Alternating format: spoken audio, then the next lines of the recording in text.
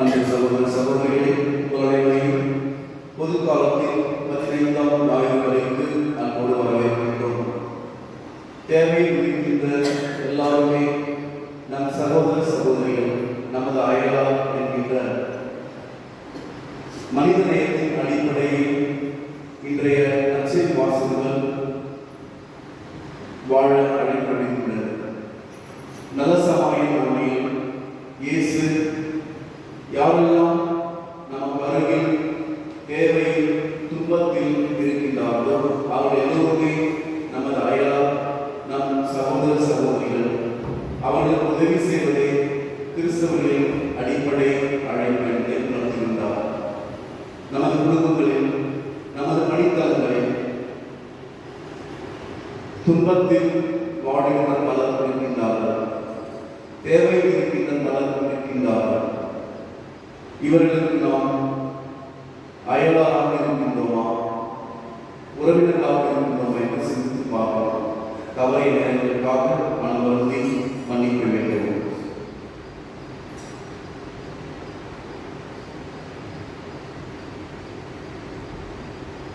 இளம்பலை இறைவனிடமும்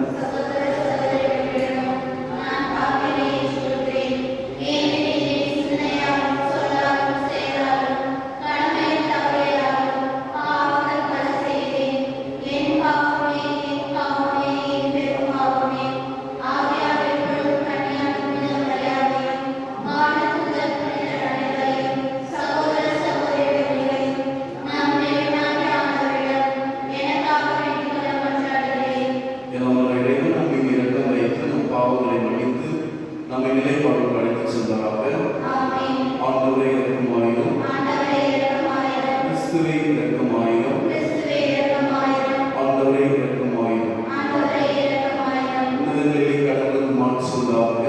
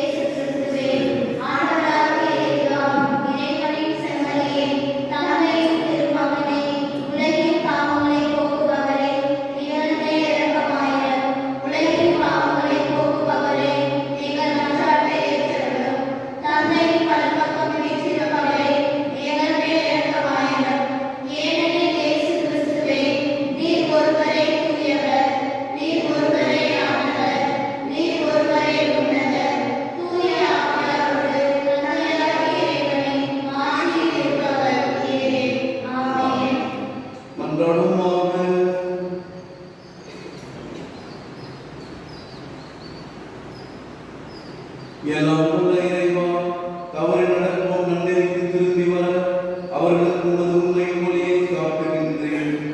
கிறிஸ்தவ நம்பிக்கைகளை படிப்போர் அனைவரும் தமது பெயருக்கு பொருந்தாதவற்றை விளக்கவும் ஏற்றவற்றை செயல்படுத்தவும் செய்தவர்களாக எங்கள் ஆண்டவராகிய கிறிஸ்து வழியாக உம்மை மன்றாடுகின்றோம்.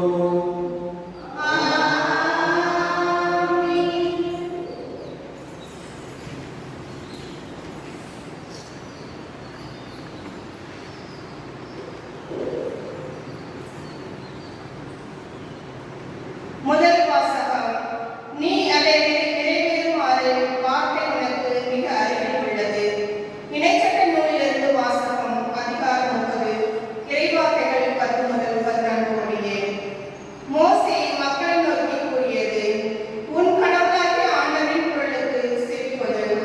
சட்ட நூலில் எழுதப்பட்டுள்ள அவர் தம் கட்டளைகளையும் நியமனங்களையும் கடைபிடி. உன் முழு இதயத்தோடும் முழு உள்ளத்தோடும் உன் கடவுளாகிய ஆண்டவரிடம் திரும்பு. ஏனெனில் இன்று நான் உனக்கு கட்டளையிடும் இந்த கட்டளை உனக்கு புரியாதது இல்லை, உன்னிடமிருந்து வெகு தொலைவிலும் இல்லை. நாம் அதை கேட்டு நிறைவேற்றுமாறு நமக்காக யார் உலகத்துக்கு போய் அதை கொண்டு வருவார் என்று நீ சொல்லாதவாறு அது விண்ணில் இல்லை.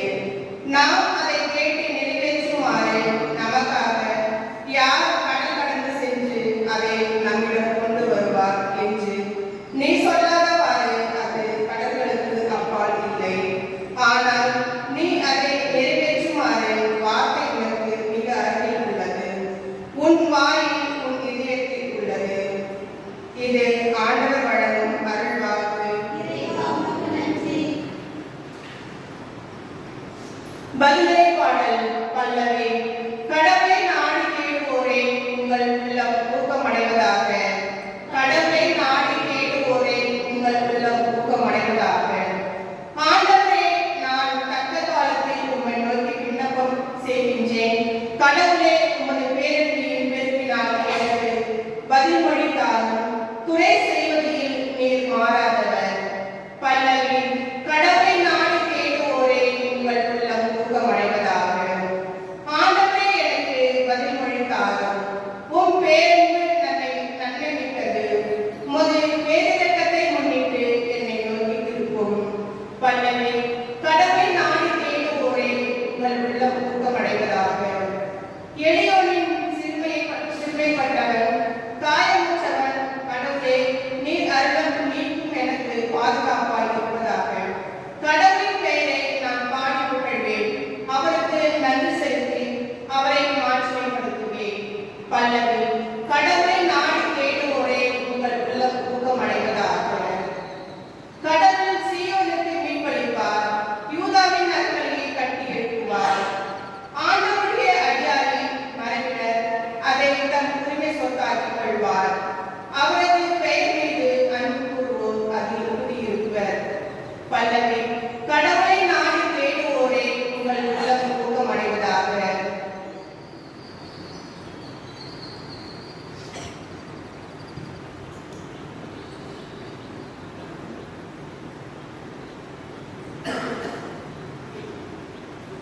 இரண்டாம் வாசகம். அனைத்தும் அவர் வழியால் அவருக்காக படைக்கப்பட்டன. திருத்தூதர் பவுல் கொலோசையருக்கு எழுதிய திருமுகத்திலிருந்து வாசகம். அதிகாரம் 1, இறைவார்த்தைகள் 15 20 முடிய. இயேசு கற்புலனாகாத கடவுளது சாயல். படைப்பு அனைத்திலும் தலைப்பேறு. ஏனெனில் விண்ணில் உள்ளவை மண்ணில் உள்ளவை, கற்புலனாகாதவை அரியணையில் அமர்வோர், தலைமை தாங்குவோர், ஆட்சியாளர், அதிகாரம் கொண்டோர் ஆகிய அனைவரும் அவரால் படைக்கப்பட்டனர். அனைத்தும் அவர் வழியால் அவருக்காக படைக்கப்பட்டன. அனைத்துக்கும் முந்தியவர் அவரே. அனைத்தும் அவரோடு இணைந்து நிலை பெறுகின்றன. திருச்சபையாகிய உடலுக்கு தலையும் தொடக்கமும் அவரே. எல்லாவற்றிலும் முதன்மை பெறுமாறு இறந்து உயிர்த்தெழுந்த பொருள் அவர் தலைப்பேறானார். தம் முழு நிறைவும் அவருள் குடிகொள்ள கடவுள் திருவுளம் கொண்டார். சிலுவையில் இயேசு சிந்திய இரத்தத்தால் அமைதியை நிலைநாட்டவும் விண்ணில் உள்ளவை மண்ணில் உள்ளவை அனைத்தையும் அவர் வழி தம்மோடு ஒப்புரவாகவும் கடவுள் திருவுளம் கொண்டார். இது ஆண்டவர் வழங்கும் அருள்வாக்கு. அல்லேலூயா, அல்லேலூயா, அல்லேலூயா, அல்லேலூயா, அல்லேலூயா, அல்லேலூயா, அல்லேலூயா, அல்லேலூயா. ஆண்டவரே, உம் வார்த்தைகள் வாழ்வுதல் ஆவியை கொடுக்கின்றன. நிறைவாழ்வு அளிக்கும் வார்த்தைகள் உம்மிடம்தானே உள்ளன. அல்லேலூயா, அல்லேலூயா, அல்லேலூயா, அல்லேலூயா. ஆண்டவர்களோடு இருப்பாராக. உம் ஆன்மாவோடும் இருப்பாராக. லூக்கா எழுதிய தூய நற்செய்தியிலிருந்து வாசகம். ஆண்டவரே, மாட்சி உமக்கே.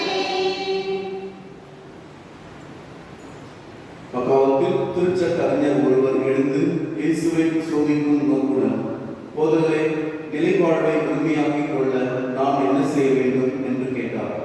அதற்கு இயேசு, திருச்சட்ட நூலில் என்ன எழுதியிருக்கிறது, அது நீர் என்ன வாசிக்கிறீர் என்று அவரிடம் கேட்டார். அவர் மறுமொழியாக, உன் முழு இதயத்தோடும் முழு உள்ளத்தோடும் முழு ஆற்றலோடும் முழு மனத்தோடும் உன் கடவுளாகிய ஆண்டவரிடம் அன்பு கூறுவாயாக. உன் மீது நீ அன்பு உனக்கு அடுத்திருப்பவர் மீதும் அன்பு கூறுவாயாக என்று எழுதியுள்ளது என்றார்.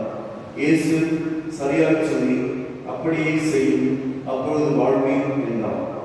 அவர் தம்மை நேர்மையாளர் என காட்ட விரும்பி, எனக்கு அடுத்திருப்பவர் யார் என்று இயேசுவிடம் கேட்டார். அதற்கு அவர் மறுமொழியாக கூறிய உண்மை, ஒருவர் எருசலேமிலிருந்து எரிகோவுக்கு போகும்போது கல்வர் கையில் அகப்பட்டார். அவருடைய ஆடைகளை அவர்கள் உறிந்து கொண்டு அவரை அடித்து குற்றுயிராக வெட்டுக் கொண்டார்கள்.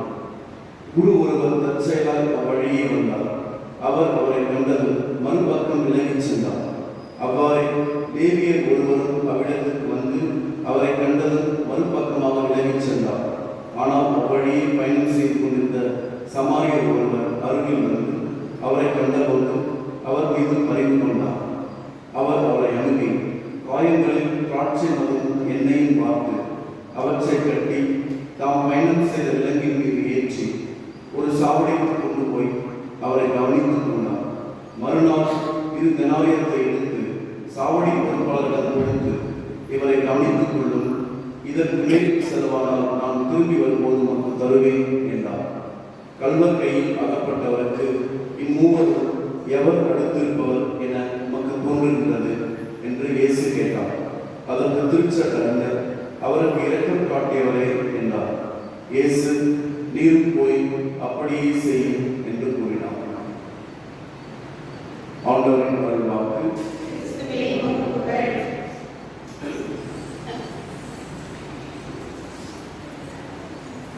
அன்புக்குரியவர்களே, இன்றைய வாச வழிபாடுகள் நாம் அனைவரும் நமது நம்பிக்கை வாழ்வை ஆய்வு செய்து பார்க்க வேண்டும். எனது நம்பிக்கை என்ன? எனது நம்பிக்கை வெளிப்பாடு அல்லது செயல்பாடு வாழ்வை என்ன என்பதை குறித்து சிந்தித்து பார்க்க அழைக்கப்படுகிறது. இந்த நெச்சல் வாசகத்தின் தலைப்பானது எனக்கு அடுத்திருப்பவர் யார் என்ற கேள்வி வருகின்றது. உங்களுக்கு அடுத்திருப்பவர் யார்? ஒன்று உங்களுக்கு அடுத்திருப்பவர் யார்?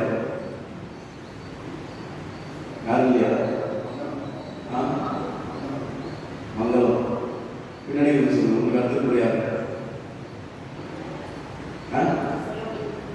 புரியல. சரோஃபி. நீங்க சொல்லுங்க. உங்களுக்கு அடுத்திருப்பவர் யார்? ஃபெலிக்ஸ். சரி, இந்த கேள்வி வெளிப்படையாக சொல்லப்படும் கேட்கின்ற பொழுது நீங்களாம் ஈஸியாக சொல்லிட்டீங்க. ஆனால் எனக்கு அடுத்திருப்பவர் யார் என்று அந்த பரிசெயர் கேட்கின்றார். திருச்சட்ட அறிஞர், பரிசெயர் திருச்சட்ட அறிஞர் கேட்கின்றார். அதற்கு இயேசு ஒரு பெரிய கதையை சொல்லியிருக்கிறார். இதான் நமக்கும் நாம் நம்புகின்ற இயேசுக்கு இருக்கின்ற வேறுபாடு. உங்களுக்கு அடுத்திருப்பது கேட்டப்ப என்ன சொன்னீங்க? ஈஸியாக பக்கத்தில் காமிச்சிட்டீங்க. சரிங்களா? ஆனால் நமக்கு அடுத்திருப்பவர் யார் என்பதற்கு இயேசு மிகப்பெரிய ஒரு விளக்கத்தை சொல்லுகிறார். இந்த விளக்கம் சற்று நெருடலான விஷயம். நம்ம மேலோட்டமாக சொல்லும்போது இது வந்து ஒரு கதை மாதிரி இருக்கும். ஆனால் இது மிக ஆபத்தான ஒரு கதை. உங்களுக்கு கூட அது கஷ்டமா இருக்கும். நான் ஏன் சொல்றேன்? ஏனென்றால் திருச்சட்ட அறிஞர் இயேசுவை நம்புகின்றார். இவன் நல்லா பேசாது, நம்ம போய் என்ன பண்ண சொன்னா ஒரு பேச்சு சொல்லலாம், அவன் நம்மளோட பெரிய அதிகாரி பண்ணோம் அப்படி என்றுதான் இயேசுவை சோதிக்கும் நோக்குடன் இது தொடர்ந்து சொல்றாங்க. 10ஆம் அதிகாரம் 25 சொல்றதுல திருச்சட்ட அறிஞர் ஒருவர் இயேசு எழுந்து இயேசுவை சோதிக்கும் நோக்குடன் தான் இந்த கேள்வி கேட்கிறார். அப்போ அவன் மனமார்க்காக இல்லை, நீங்க அறிவாளியா நான் அறிவாளியா அப்படி என்று கேட்பதற்காக இயேசுடன் கொடுக்கப்பட்ட கேள்வி இது. அவன் என்ன கேட்கிறான்? நிலைப்பாடு உண்மையாக்கிக் கொள்ள நான் என்ன செய்ய வேண்டும்? மோட்சத்துக்கு போனால் என்ன செய்யணும் கேட்கிறார். அப்பொழுது அவர் சொல்றாரு, என்ன கேட்கிற? நீ என்ன பண்ண? கட்டளைகளை கடைபிடி. கட்டளைகளை மோசம் கொடுத்துறாரு இல்லையா? இதெல்லாம் திருச்சட்ட அறிஞர்களுக்கு எது முக்கியம்? 10 கட்டளைகள் முக்கியம். அப்புறம் அது கூட நிறைய அவங்க கொடுத்த கட்டளைகள் முக்கியம்.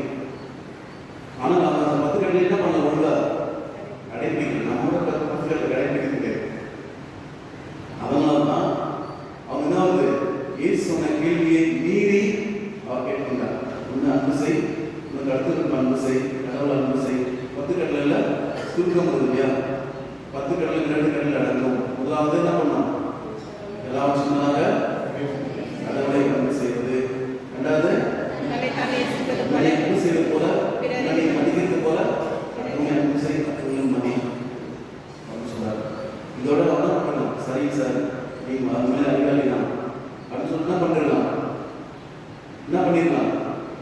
போயிட்டு இருக்கலாம், வேலையை பார்க்கணும். அவன் என்ன கேட்கலாம்? எனக்கு அடித்திருப்பவர் யார் கேட்க. அப்போ ஏசு என்ன பண்றாரு? என்ன நம்ம கிட்ட நமக்கே போகலாம் சொல்ற வழியில் சொல்லுவாங்க இல்லையா?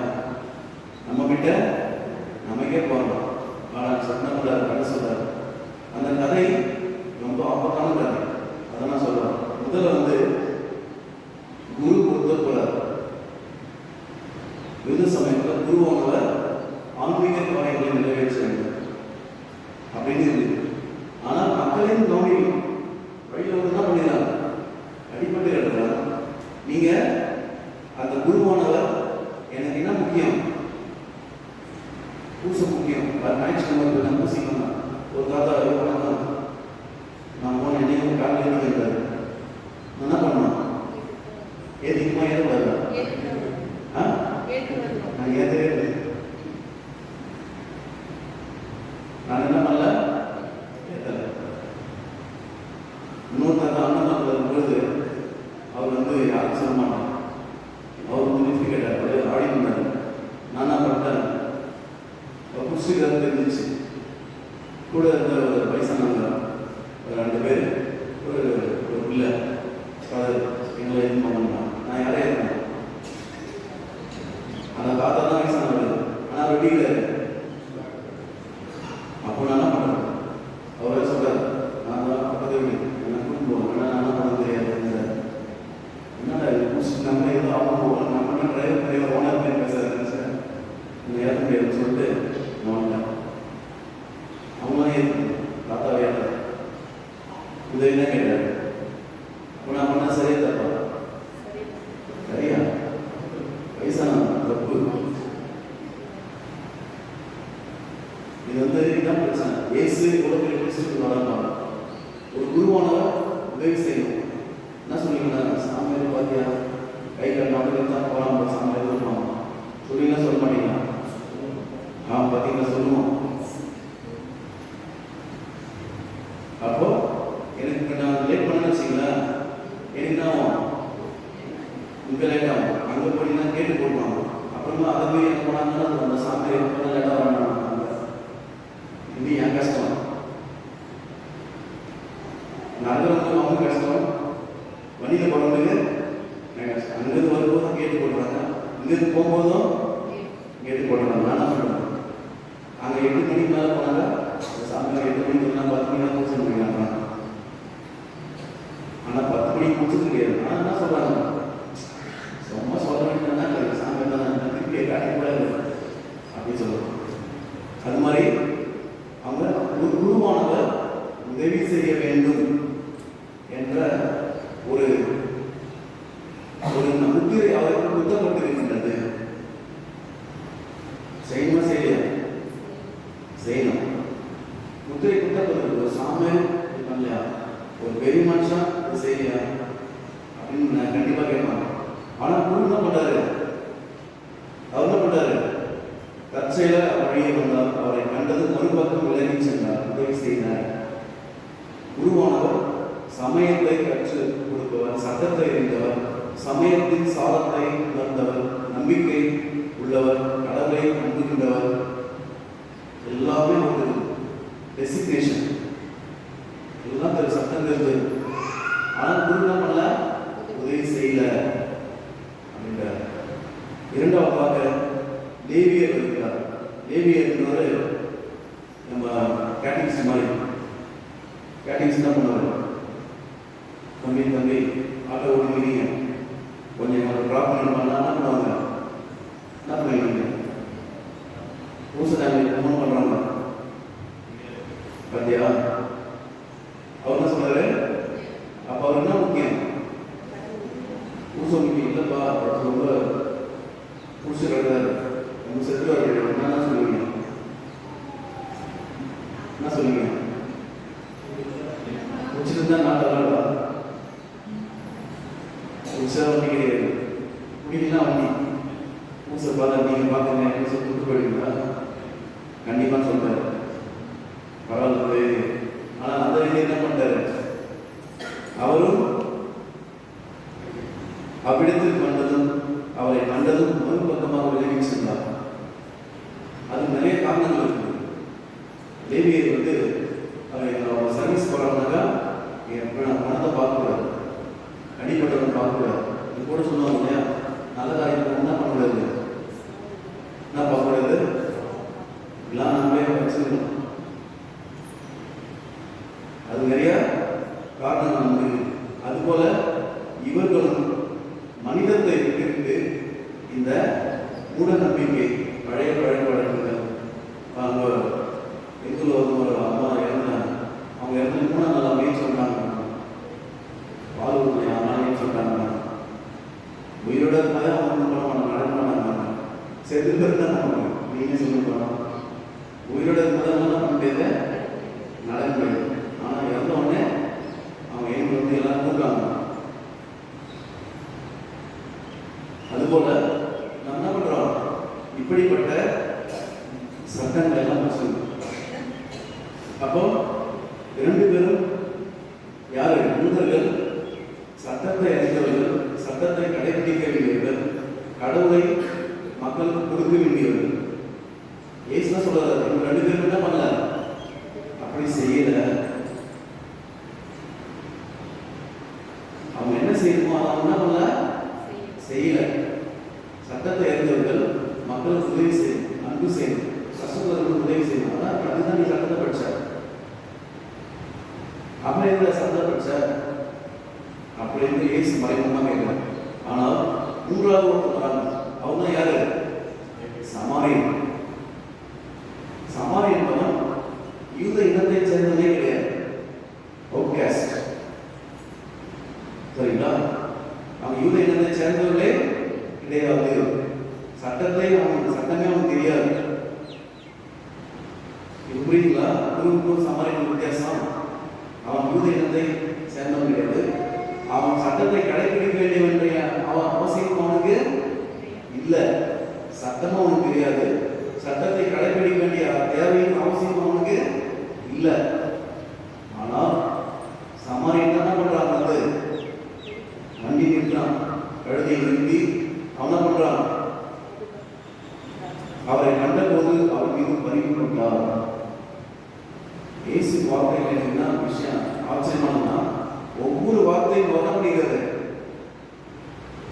ஒரு என்ன சொல்றது, ஒவ்வொரு விஷயத்தையும் அவர் செதுக்கி வச்சு அதை சொல்லியிருக்காரு.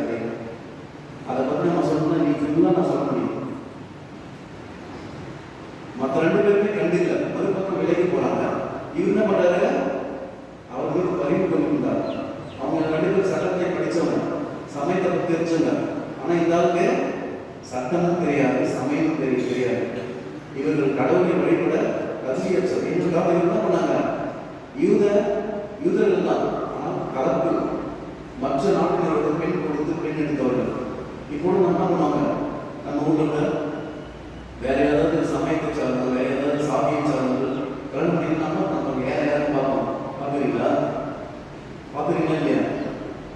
ஐயோ அவங்க வேற இருக்குது, கொஞ்சம் நம்மளோட கொஞ்சம் யாரு கொஞ்சம் கீழே அப்படின்னு நம்ம பார்க்கின்ற பார்வை. அப்போ ஏசு சொல்றாரு, உன் பார்வை தான் தப்பு, ஆனால் உண்மையில யார் மனுஷன், அவன் தான் மனுஷன் அப்படிங்கிற இதை வந்து ஏசு சொல்லல. கதையை சொல்லி முடிச்சுட்டு அவனா சொல்றான், பரிவு கொண்டால் அவரை அணுகுவதே முதல் தப்பு.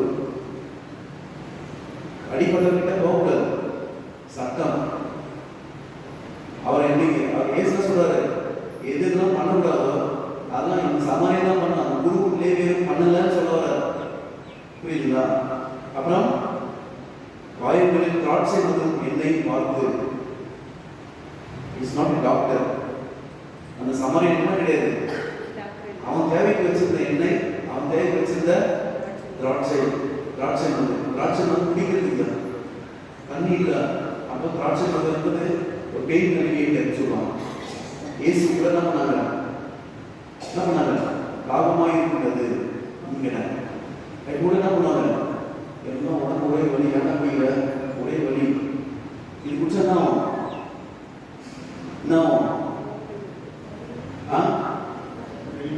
வலி தெரியாது, பெயின் கில்லர், பெயின் அலிவியேட்டர்.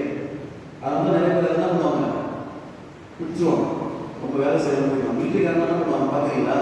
எல்லா மிலிட்டரிக்காரங்க குடிக்கல அப்படின்னு சொல்லியிருந்தாங்க. சரிங்களா? குடிக்கணும் அவசியம் இல்லை. ஆனாலும் கடுமையான வேலை 4 மணிக்கு கூட சொல்லுவாங்க, 2 சொல்லுவாங்க. ஒன்றுமே இருந்தாலும் அவங்க வேலை செய்ய சொல்லுவாங்க. ஆனால் அப்போ தான் அவங்க கொடுப்பாங்க. அது எதுக்கு? பெயின் அலிவியேட்டர். அப்போ என்ன பண்ணுறாங்க? திராட்சை முதிரை கொஞ்சம் பெயின் குறையணும். தனக்கு இருந்ததை அவன் அடுத்து கொடுக்கலாம். அதுக்கப்புறம் அவற்றை கட்டி தாம் பயணம் செய்த விலங்கின் மீது, பழைய மொழியில் கழுதைகள் பயணம் செய்த விலங்கின் மீது ஏற்றி ஒரு சாவடிக்கு கொண்டு வரான். ஹாஸ்பிட்டலுக்கு கூட்டு போறான். கூட்டு போயிட்டு அது மட்டும் இல்லை, அவன் சொல்றான் ஈ வாக்ஸ் எக்ஸ்ட்ரா மைல் அப்படின்னு சொன்னான். அவன் கூட்டு போய் யாரும் தெரியலப்பா, வழியில் இருந்தாப்பா அப்படின்னு சொல்றான். நான் கூட 108 அடிப்பட்டு 108 ஃபோன் பண்ணிட்டு நான் போயிடுவேன் இந்த இடத்துல காமி சொல்லிட்டு. ஆனால் அவங்க என்ன பண்ணுவாங்க? நீங்கள் யாருன்னு நம்ம கேட்பாங்க. ஐயோ நான் எதிர்பார்த்து போயேன்னு சொல்லிட்டு நான் சொல்லுவேன். ஏன்னா ஸ்பாட்ஸ் வயசில் அது போய் பாருன்னு சொல்லுவேன். நம்மளுக்கு வேலை இருக்குது. அப்போ அவனை பண்ணுறான், இவரை கவனித்துக் கொள்ளும். இதற்கு மேல் செலவானால் நான் திரும்பி வந்து உனக்கு வருவேன். இவ்வளோ வேலை செய்யலாம். யாரு? சட்டத்தை அறியாதவன், சமயத்தை அறியாதவன், கடவுளை அறியாதவன், ஒதுக்கப்பட்டவன். சரிங்களா? அப்ப ஏசு கேட்டார், நான் கல்வர் கையில் அகப்பட்டவர்களுக்கு இம்மூவரும் எவர் அடுத்திருப்பவர் என தோன்றுகின்றது அப்படின்னு கேட்டார். அவர் தான் சொல்றார், திருச்சாட்டே பதில் சொல்றார், அவருக்கு இடத்தில் காட்டியவர் தான். அப்ப ஏசு சொல்றாரு, நீ போய் அப்படியே செய்ய சொல்றார். பலரும் அன்புக்குரியவர்களே, நாம் கடவுளை நம்புகின்றோம், அவ்வளவுதான். ஆனால் கடவுள் எப்படிப்பட்டவர், கடவுள் என்ன செய்வார் என்பதை நான் புரிஞ்சுக்கிறேன். கடவுள் சமாரியின் வழியில் தான் கடவுள் வந்தது.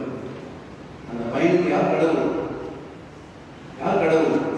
அவன் தான் சொல்லியிருப்பான், அடிப்பட்டான். நல்ல வேலை சார், நீங்களாம் மனுஷனே இல்லை, தெய்வம் நம்ம பார்த்தீங்களா? அந்த மாதிரி நான் சொல்லியிருப்பான். நான் கடவுள் நேரில் பார்த்ததில்ல, நீங்கள் தான் சார் எனக்கு கடவுள். கடவுள் மாதிரி என்ன காப்பாற்றுறீங்க சார், நீங்கள் மட்டும் என்ன காப்பாற்றுனா நான் இது பண்ணணும் சொல்லியிருப்பான். பெரிய ஒரு சார் தான் பண்ணியிருப்பாரு. அவர் கூட்டு போயிருந்தானாக்கா, நீங்கள் தான்ப்பா நல்ல நேரம் வந்து என்ன கூப்பிட்டீங்க, என்னை கூட்டு போய் ஹாஸ்பிட்டல் அட்மிட் பண்ணி நீங்கள் மட்டும் என்ன செய்யலைன்னா நான் இருப்பாங்க. அப்போ நான் கூட என்ன நடக்கல, ரொம்ப நன்றி கஷ்டமாக இருந்தது சொல்லியிருப்பாங்க. ஆனால் நான் என்ன பண்ணுறேன், நம்ம தேவைகளுக்காக, நாம் நம்புகின்ற விஷயங்களுக்காக, நம்ம தேவைகளுக்கு நான் நம்புகிற விஷயம், எனக்கு மனுஷன் முக்கியமா, சட்டம் முக்கியமா, திருப்பலி முக்கியமானா திருப்பலி தான் முக்கியம் அப்படின்னா மனசு வச்சுக்கிறோம். ஏனென்றால் இங்கே டைம் வரணும், இங்கே டைம் வந்து அங்கே டைம் போகணும், இதுதான் நல்லது. ஆனால் ஒரு மனுஷனுக்கு நான் போய் அவசரமாக திருப்பலிக்கு போனால் நானும் பண்ண முடியும். இப்போ நீங்கள் ஒத்துக்குங்களா? திருக்கோளுக்கு போகணும், திருப்பலி நான் இருக்கிற 6 ஒரு 7 வயசுன்னு சொல்லிக்கிறீங்களா? ஒத்துக்குங்களா? என்ன சொல்லுவீங்க? 6 திருப்பலி சொல்லிட்டாங்க. இல்லை 8 கால திருப்பலி இல்லைன்னா சாதாரண திருப்பலி என்ன சொல்லுவீங்களா? என்ன போகணும் சாப்பிட்டு கேட்க மாட்டோமா? அது ஒரு கஷ்டம் தான் உண்மையில. ஆனால் ஏசு வந்து இது ஆழமா சொல்ல வருகின்ற கருத்து உண்மையிலே கருத்து இருக்கும். சொந்தக்கார யாரு? உங்க கருத்து இருக்கிற யாரு? உங்க மகள் கிடையாது. உங்களுக்கு அடுத்து போற யாரு? அடுத்து போற உறவினர். உங்கள் உறவினர் யாரு? துன்பப்படுபவர்கள், தேவை இருப்பவர்கள், அழுபவர்கள். இவங்க எல்லாருமே உங்களுக்கு யார் தான்? சொந்தக்காரர். நிறைய சொல்லுங்க, யாருமே சொந்தமாக இல்லை, நம்ம யாருமே கஷ்டம், அவங்க உங்களுக்கு சொந்தக்காரர். நீங்க அவங்க சொந்தமா மாத்திக்கணும்.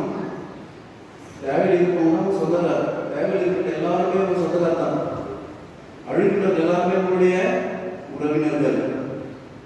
நீங்க அடிப்படைக்கு மட்டும் கிடையாது, மனக்காயப்பட்டவர்கள், மன காயப்பட்டவர்கள். உங்க கனவு வந்து மனைவி கேட்டீங்கன்னா அவங்க எவ்வளவு மன காயப்பட்டிருப்பாங்க தெரியுமா? அவங்க தான் ஒரு உறவினர், அவங்க தான் உங்களுக்கு உதவி தேவைப்படுவாங்க. அவங்க தான் அவங்களுக்காக கிறிஸ்தவனா இருக்கீங்க. அவங்களுக்கு அதான் திருச்சட்டத்தை அறிஞ்சிருந்தீங்க. அவங்க உதவி செய்யலாம் உண்மையான வழிபாடு. அப்படின்னா அப்படி நம்ம மக்கள் கொண்டே நகேசம் பண்ணு ஊசி வர மாட்டாங்க. டெய்லி உதவி செய்யணும். ஏன் ஊசி வரல, கடவுள் தெரியும் பாருங்க, நம்ம உதவி செய்ய பாருங்க, அது செட்டாக வரும். முதல் நீ யாரை தெரிஞ்சுக்கணும்? கடவுளே தெரிஞ்சுக்கணும். கடவுளே தெரிந்தால்தான் நீ யார்கிட்ட போக முடியும்? மனிதனிடம் செல்ல முடியும். இன்றைய முதல் வாசகத்தில் நமக்கு அதுதான் சொல்லப்பட்டிருக்கிறது. சட்டம். முதல்ல சட்டத்தை முழுமையாக தெரிஞ்சுக்க. சட்டத்தின் நோக்கத்தை தெரிந்து கொள், சட்டத்தின் சாரத்தை தெரிந்து கொள். சட்டம் என்ன சொல்லுது? சட்டத்தை பூசிவா ஜம்மான் சொல்லு, இதை பண்ண அது பண்ண மட்டும் கிடையாது. சட்டம் அடிப்படையில் மனிதத்தை அடிப்படையாக கொண்டது. மனிதத்துக்காக தான் சட்டம். காலுக்கு தான் செருப்பு, செருப்புக்காக காலா பத்திரம்னா காலை வெட்டிட முடியுமா? இவ்வளோ பார்த்தா கட்ட முடியுமா? முடியாது. அதுபோல பேசினா சொல்றாரு, சட்டம் இருக்கு, நீ எல்லாம் திருச்சட்டத்தை படிச்சுக்க, ஆனால் வழியில் வந்து அடிப்படை ஆனால் உதவி செய்ய பண்ணீங்கன்னா நீ சட்டத்தை படிச்ச, நீ எது திருச்சட்டத்தினால மறைமுகமாக இயேசு கேட்கிறார். அதுபோலதான் இயேசு கேட்கிறார், உன் மனைவி, உன் பிள்ளைகள், உன் சகோதர சகோதரிகள் துன்பப்பட்டுக் கொண்டிருக்கிற பொழுது நீ அவர்களை கண்டும் காணாமல் இருப்பது, அது நீ கிறிஸ்தவனுக்கு வேண்டிய அவசியமே இல்லை. ஒரு கணவனாக இருக்க நீ தகுதியற்றவன், ஒரு மனைவியாக இருக்க தகுதியற்றவன். பெற்றோர்கள் அழுகின்ற பொழுது பிள்ளைகள் கண்டும் காணாமல் இருக்கின்றனர் என்றால் அதுக்கு என்ன வேண்டிய அவசியம் இல்லை, கிறிஸ்தவனாக இருக்க வேண்டிய அவசியமே இல்லை. என்ன அனுப்புவதில்லை? எருசலேம் இந்த பயணத்திலேயே சொல்லுவார், அதுவும் ரொம்ப கஷ்டமானது. எருசலேம் எரிக்கோவுக்கு போகும். சரிங்களா? எருசலேம் எரிக்கோவுக்கு எருசலேம் கடவுள் வாழ்கின்ற இடம், கடவுளின் நகரம். அவர் எருசலேமை விட்டு போறார், கடவுளை பார்த்துட்டு போறார். கடவுள் இருக்கின்ற இடத்தை விட்டு செல்கிறார். எருசலேமுக்கு இருக்கும் பயணமே ஆபத்தானது, உண்மையிலே ஆபத்தானது. சரிங்களா? உண்மையிலே காட்டு பாதை. கல்வர்கள் அங்கே என்ன சொல்றது, ஏழ்மை வறுமைலாம் அந்த காலத்தில் இருந்தது. அதெல்லாம் பண்ணாங்க, யாராவது பயணம் செய்தால் அவங்க அடித்து உதச்சி அவங்க பொருளை பறித்து கொண்டு அவங்களை கொலை பண்ணிடுவாங்க. அங்கெல்லாம் போலீஸ் சேர்க்கணும் ஒன்றும் கிடையாது. எரிசலுக்கு இருக்கும் பாதை. சரிங்களா? இப்போ நாம் எல்லோரும் விண்ணகம் சொல்ல வேண்டும், எரிசலையும் சொல்ல வேண்டும். கடவுள் இருக்கின்ற இடம் நாம் எல்லோரும் மக்கள் நோக்கி தான் பயணம் செஞ்சுக்கணும், மோட்சத்தை நோக்கி பயணம் செய்கிறோம். நமக்கு பேர் பயணம் செய்யும் திருச்சபை. சரிங்களா? இந்த பயணம் செய்யும் திருச்சபையில் குடும்பம், பணித்தளம், நமது உறவினர்கள், நண்பர்கள் இவங்கெல்லாம் கடந்து தான் சொல்லணும். இவங்கெல்லாம் கடந்து நம்ம எங்க போனோம்? எரிசலையும் செல்ல முடியும், விண்ணகம் செல்ல முடியும். இவங்களை கடக்காம, இவங்களை சந்திக்காம நீங்க எங்க போக முடியாது, எங்க போக முடியாது, விண்ணகத்துக்கு போகவே முடியாது. ஏனென்றால் நாம் இவர்களுக்கு தான் பதில் சொல்லும். கடவுளிடம் உனக்கு நல்ல மனைவியை கொடுத்தேன், கணவரை கொடுத்தேன், நல்ல பிள்ளைகளை கொடுத்தேன், சொந்தக்காரனாக இருந்தான், நீ என்ன செய்தால் கணக்கு கொடுக்கணும். உனக்கு உன் வாழ்க்கை கணக்கு, இத்தனை வருஷம் நான் வாழ வச்சேன், நீ என்ன செய்த? எனவே இந்த இரண்டு சிந்தனைகளை மட்டும் நாம் மனதில் கொள்வோம். நாம் எவ்வளவுதான் படித்தாலும் சரி, என்னதான் நம்ம பெரிய வேறு புகழோடு இருந்தாலும் சரி, நம்முடன் இருப்பவர்களை, குறிப்பாக துன்பப்படுபவர்களை நாம் கண்டு காணாமல் இருந்தால் நமது படிப்பு, நமது ஆன்மீகம், நமது நம்பிக்கை எல்லாமே வீண் என்பதை மனதில் வைத்துக் கொள்வோம். இரண்டாவதாக நாம் எருசலேம் நோக்கி பயணம் செய்கின்றோம். புதிய எருசலேம் விண்ணகம். அந்த விண்ணக நோக்கிய பயணத்தில் நமது குடும்பம், நமது நண்பர்கள், உறவினர்கள், சிறப்பாக துன்பப்படுபவர்கள் இவர்களை கடந்துதான் நாம் செல்ல வேண்டும். இவர்களை கடந்து என்பது இவர்களுக்கு உதவி செய்து நாம் நமக்கு முன்னேறி சேர்த்துக் கொண்டு நாம் செல்ல வேண்டும். இவர்களை கடந்து என்பது குருவை போல, லேவியரை போல நாம் மறுபக்கம் விலகி சென்று நாம் கடவுள் முன் என்றால் கடவுள் தண்டனை கொடுப்பார். சிந்திப்போம், செயல்படுவோம். ஆமென்.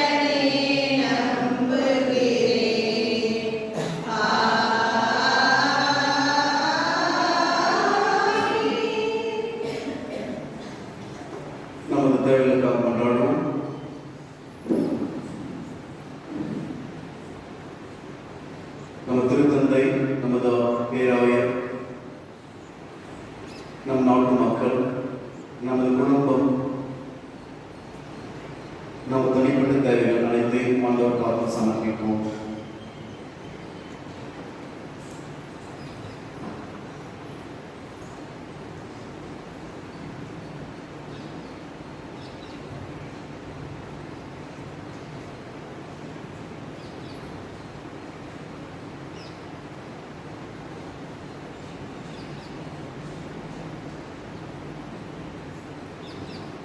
இந்த மன்றாட்டுகளை ஆண்டவராகிய கிறிஸ்து வழியாக இந்த கெஞ்சி மன்றாடுகின்றோம்.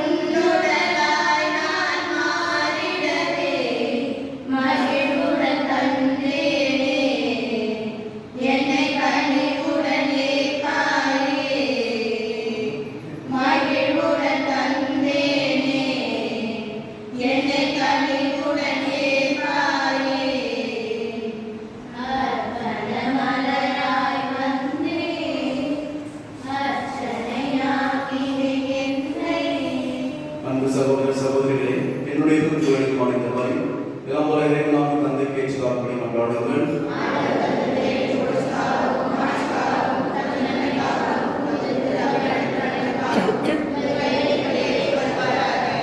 ஆண்டவரே, உம்மை நோக்கி மன்றாடும் திருவையின் காணிக்கைகளை கண்ணோக்கியருளும். உமது நம்பிக்கையால் புனிதத்தில் வளர உதவும் உணவாக இக்காணிக்கைகளை நீர் மாற்றி அருள்வீராக. எங்கள் ஆண்டவராகிய கிறிஸ்து வழியாக உம்மை மன்றாடுகின்றோம்.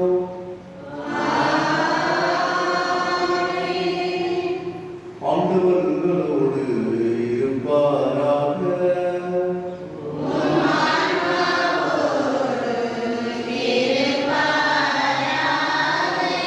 எங்களை மேலே எழுப்புங்கள்.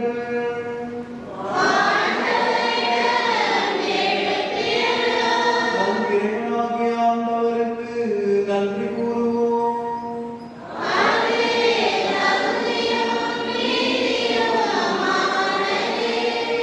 ஆண்டவரே, தூயவரான தந்தை, என்றும் உள்ள எல்லாம் வல்ல இறைவா, என்னாலும் எவ்விடத்திலும் நாங்கள் உமக்கு நன்றி செலுத்துவது மெய்யாகவே தகுதி நீதி ஆகும்.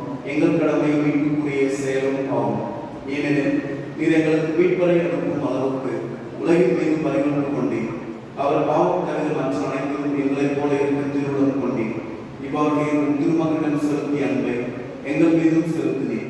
நாங்கள் கீழ்ப்படியாமல் பாவம் செய்து இழந்த உமது கொடைகளை அவருடைய கீழ்ப்படிதலால் மீட்டு எங்களுக்கு அருளினீர். ஆகவே ஆண்டவரே, வானத்துள்ள புனிதர் அனைவரோடு நாங்களும் சேர்ந்து உமது பெருமையை பறைசாற்றி அக்களிப்புடன் சொல்வதாவது: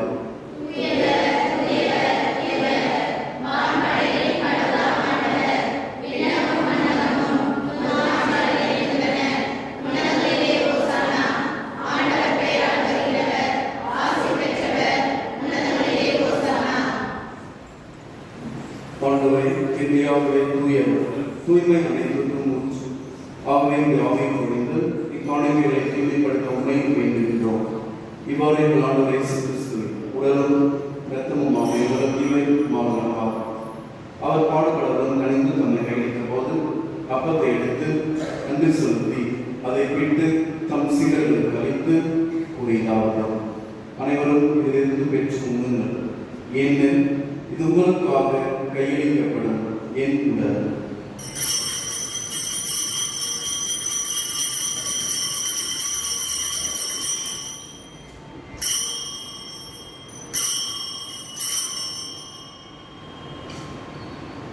அவனுமே அருந்தியவன் கிண்ணத்தை பிடித்து மீண்டும் நன்றி கூறி தம் சீடர்களுக்கு அளித்து அவர் கூறியதாவது, அனைவரும் இதிலிருந்து பெற்று பருகுங்கள், ஏனெனில் இது புதிய நிலையான உடன்படிக்கைக்குரிய என் ரத்தத்தின் கிண்ணம். இது பாவ மன்னிப்புக்கென்று உங்களுக்காகவும் பலருக்காகவும் சிந்தப்படும். இதை என் நினைவாக செய்யுங்கள்.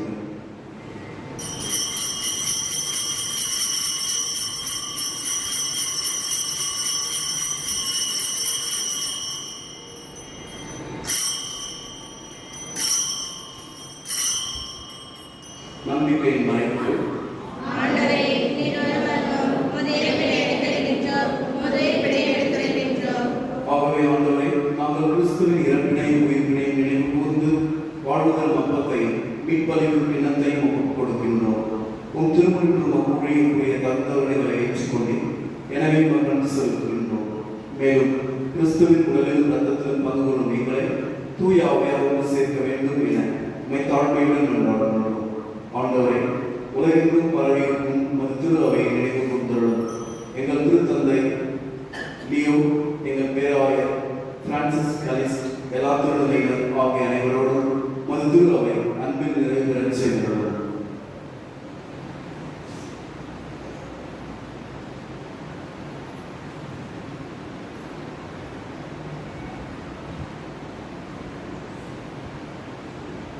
மேலும் உயிர்த்தெழுந்த நோக்குடன் தூய்ந்துள்ள எங்கள் சகோதர சகோதரிகளை இறந்தோர் அனைவரையும் இரக்கத்துடன் நினைவு கூர்ந்து உமது திருமுக ஒளியுடன் ஏற்றலும்.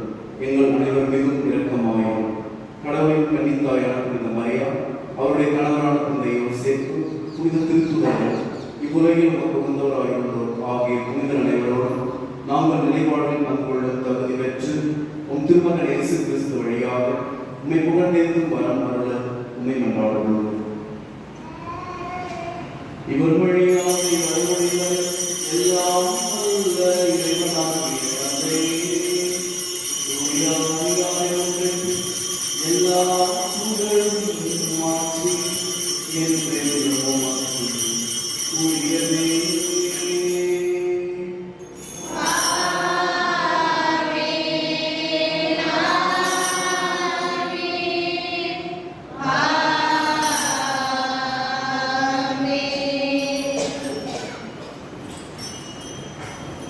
மீட்பரின் கட்டளையால் கற்பிக்கப்பட்டு இறைப்படிப்பினால் பயிற்சி பெற்று நாம் புரிந்து மன்றாடுவோம்.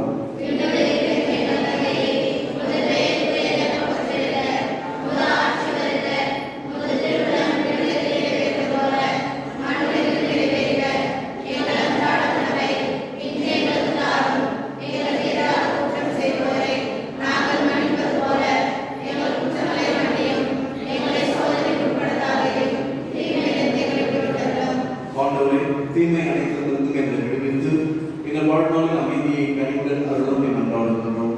உமது இரக்கத்தின் உதவியால் நாங்கள் பாவத்திலிருந்து எப்போதும் விடுதலை பெற்று யாதொரு கலக்கமின்றி நலமாயிருப்போமாக. நாங்கள் எதிர்நோக்கி இருக்கும் பேரின்பத்துக்காகவும் என் மீட்பராகிய இயேசு கிறிஸ்துவின் வருகைக்காகவும் காத்திருக்கின்றோம். ஆண்டவரே, இயேசு கிறிஸ்துவே, அமைதியை உங்களுக்கு விட்டுச் செல்கின்றேன், என் அமைதியை உங்களுக்கு அளிக்கின்றேன் என்று உம் திருத்துதர்களுக்கு மொழிகிறேன். எங்கள் பாவங்களை பாராமல் உமது திரு அவை நம்பிக்கையை கண்ணோக்கி உமது திருவுளத்துக்கு ஏற்ப அதற்கு அமைதியும் ஒற்றுமையும் அளித்தருகிறார். என்றென்று வாழ்ந்து ஆட்சி செய்கின்றவர் நீரே. ஆண்டவருடைய அமைதி உங்கள் அனைவரோடும் என்றும் இருப்பதாக. ஒருவருக்கொருவர் அமைதியை பெற்றுக்கொள்வோம். உலகின் பாவங்களை போக்கும் இறைவனின் சமரியே, எங்கள் மேல் இரக்கமாயிரும்.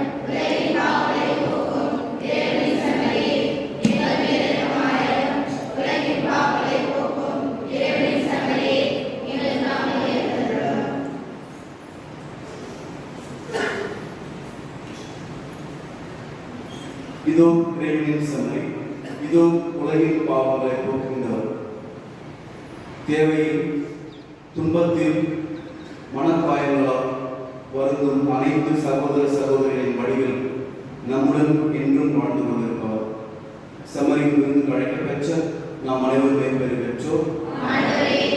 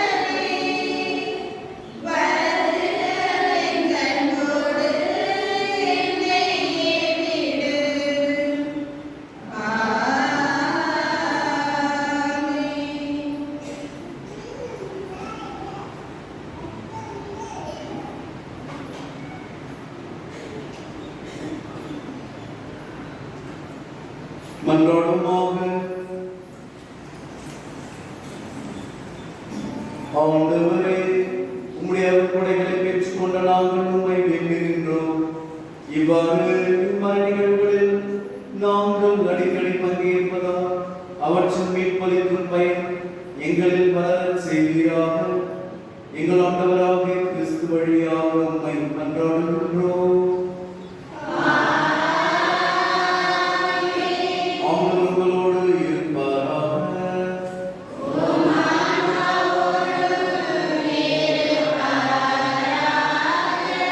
எல்லாம் வல்ல இறைவன் தந்தை, மகன், தூய ஆவியார் நம் அனைவரையும் நிறைவாக ஆசீர்வதிப்பாராக.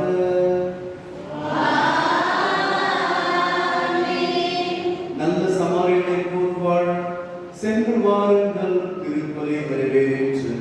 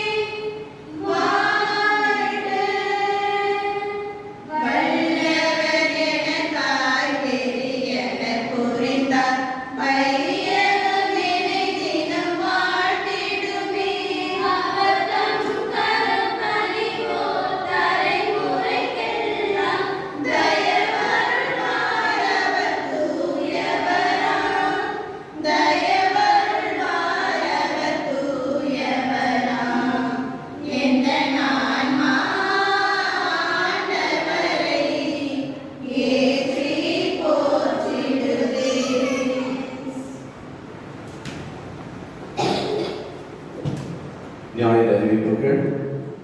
சென்ற வாரத்தின் காணிக்கை 523 ரூபாய், வத்தி விற்றது 150 ரூபாய். நமது அந்தோனியா கவியில் சென்ற மாதத்தின் காணிக்கை 777 ரூபாய். உங்கள் தாராளத்திற்கு நன்றி. மேலும் குடும்ப புத்தகம் 5 குடும்பங்கள் கொடுத்துருக்குறீங்க, அதை இப்போ பெற்றுக்கொள்ளலாம். பழைய புக்கு கொடுத்து புது புக்கு வாங்கிடுறாங்க. மேலும் இன்னும் ஒரு 5 புத்தகம் அதிபாரத்தில் கொடுத்துருக்கோம், அவங்க எழுதி கொடுப்பாங்க. அடுத்த வாரம் உங்களுக்கு கிடைக்கும். மேலும் இந்த புடவை விற்ற காசு இன்னும் ஒரு 6 பேர் கொடுக்காம இருக்கிறீங்க. தயவுசெய்து அவங்க விரைவாக கொடுக்குமாறு கேட்டுக்கொள்ளப்படுகிறீர்கள். இயேசு மகன் சுதருதயமே, மரியாதை மாசுதருதயமே, திருக்குடும்பத்தின் தலைவராக சூசியர்களே, இறைவனின் அன்னையார் புனித கன்னியமரிய மாலை, திருமையில் சிறமான அந்தோனியாரே, எங்களோடு பார்க்கிறவரையானதோடு மாதாவே, நீங்கள் பேரும் தாங்கிக் கொண்டிருக்கின்ற அனைத்து புனிதர்களே, புனிதைகளே, இயேசு மரி சூசை, தந்தை, மகன், தூய ஆவியாரின் பெயராலே ஆமென். இயேசுவுக்கு புகழ், இயேசுவுக்கு நன்றி. மரியை வாழ்க, உம் புகழ் என்றென்றும் வாழ்க.